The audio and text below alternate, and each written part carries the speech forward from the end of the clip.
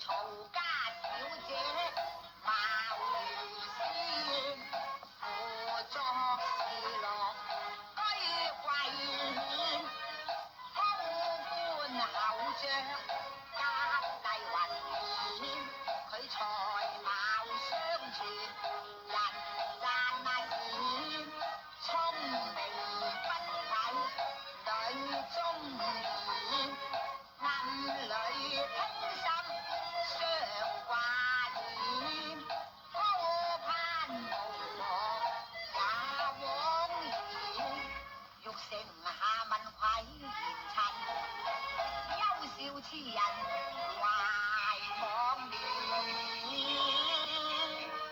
家小姐佢自設正見，品高行健，好似一朵月中蓮。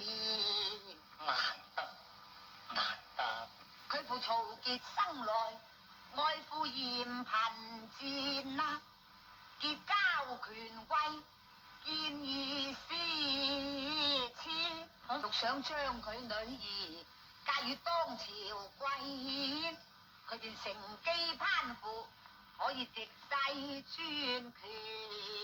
難得佢女兒堅持主也堅，不貪富貴，以決心堅。